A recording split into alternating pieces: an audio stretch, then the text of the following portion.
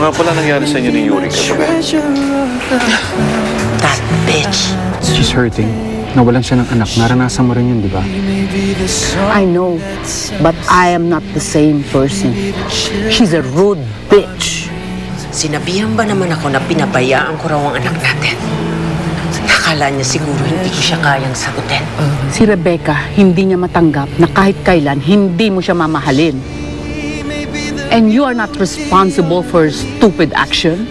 Hindi tama na isisi mo ang pagkawala ni Rebecca sa kanya. Hindi lang si Rebecca ang anak mo, nandiyan pa rin si Dorcas. I don't like her! Hindi niya mapapalitan sa puso ko si Rebecca. Si Rebecca maganda. Minsan nga ikinahihiya ko siya na... Tigilan mo na yan! Why don't we go to Singapore and leave every bad memory here in town? Huwag kang mag-alala, ma. Mapaganda lang ako ni Donald. Tatakasan.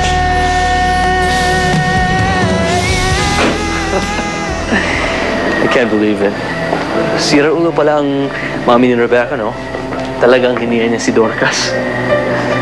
Oo nga eh. Alam mo, naalala ko tuloy si Maita. Kasi gano'n na gano'n din si Inayang para sa kanya. Galit na galit siya.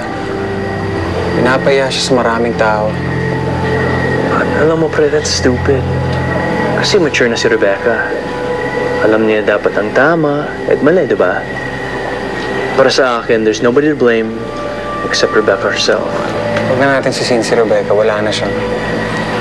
Hindi ko lang maintindihan kung bakit sunod-sunod yung mga trahedyang una si Maita, ngayon si Rebecca. Nagtatanong ka niyan dahil somehow maybe inisip mo you're guilty with everything that's happened. But think about it this way. Si Maita, namatay siya dahil yung lakambini ng kalikasan. That's your idea. Tapos si Rebecca, ayaw mo siya. So she killed herself. Para sa akin, pre, ha? I think you need to take a break muna. Maybe go somewhere.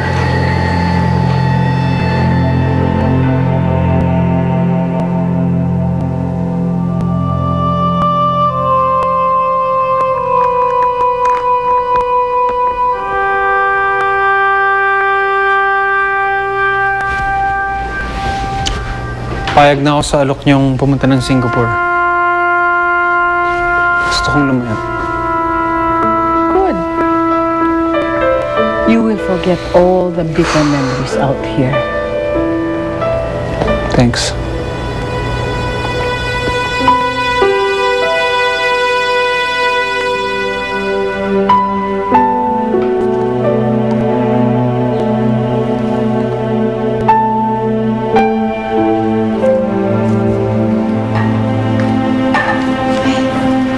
Walang sita. Tawa ko na po kayo. Kaya ko na to, Iya. Salamat.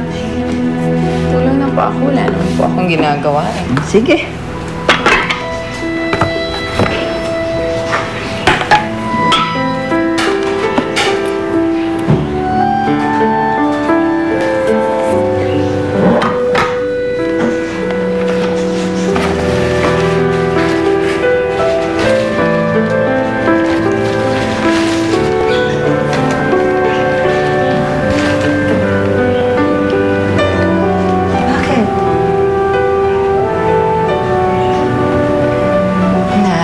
Ako lang po ang inay. Paborito niya kasi yung bibingka. Alam niyo, ang tagal ko nang hindi nakikita ang inay ko. Pati si Tia Anya. Hindi ko nga alam kung nasaan sila. Kung ano naging nila.